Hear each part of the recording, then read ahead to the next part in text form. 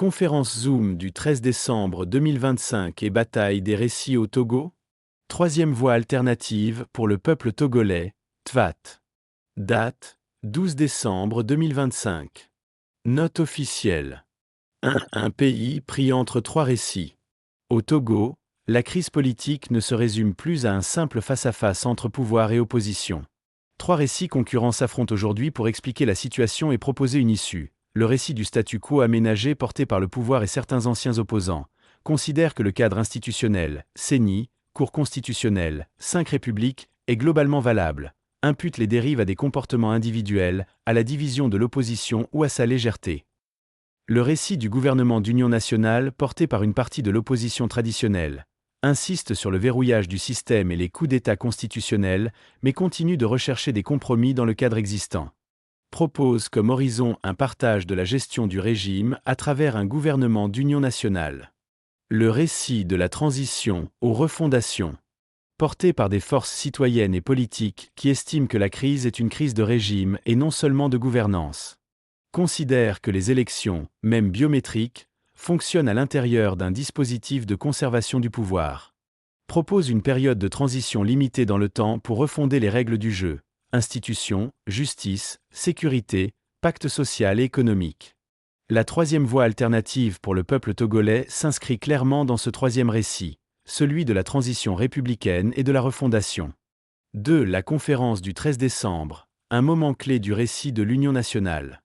La conférence Zoom du 13 décembre 2025, organisée autour des thèmes la libération des prisonniers, l'amnistie générale, le grand pardon, la vie chère, la cogestion du pouvoir, l'idée du dialogue, réunit plusieurs figures de l'opposition traditionnelle. La troisième voie alternative pour le peuple togolais reconnaît le caractère légitime des préoccupations affichées, prisonniers, vie chère, réconciliation. Mais la combinaison des thèmes et le profil des intervenants montrent que cette initiative s'inscrit principalement dans le récit du gouvernement d'union nationale. On part de revendications justes, libération, amnistie, vie chère. On glisse vers des catégories morales, grand pardon.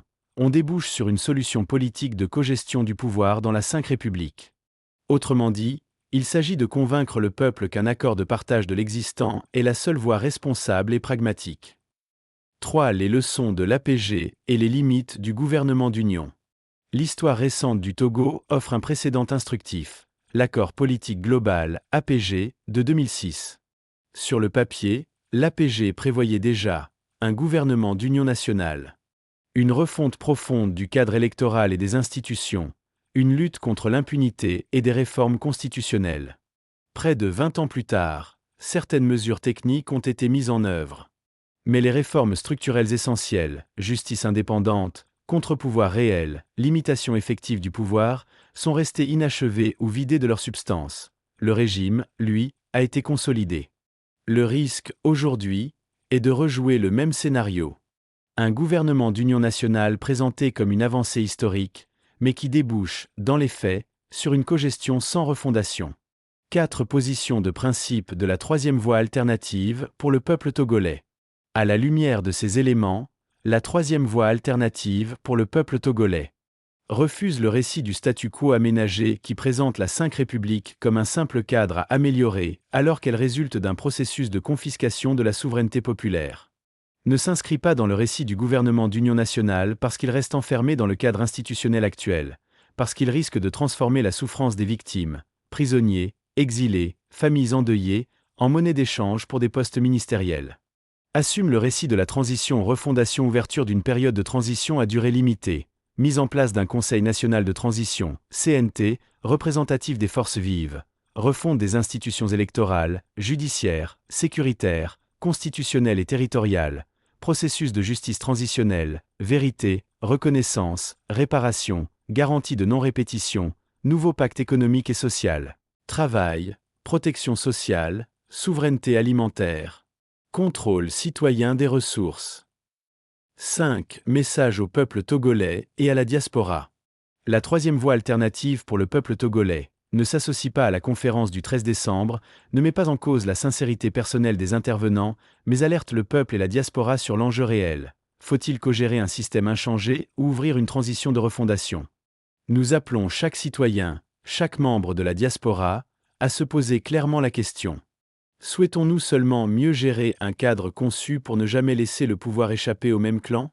Ou voulons-nous changer les règles du jeu, par une transition républicaine, pour que l'alternance, la justice et la dignité deviennent enfin possibles?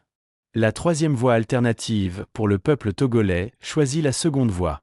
Oui à la libération des prisonniers, à la justice et à la lutte contre la vie chère. Non à l'utilisation de ces causes pour légitimer la cogestion d'un système injuste. Le peuple togolais a droit à la transition et à la refondation. Pour la troisième voie alternative, pour le peuple togolais, TVAT. Jean-Pierre Akoete Balikpo, coordonnateur de TVAT. TVAT Média, direction stratégie et refondation.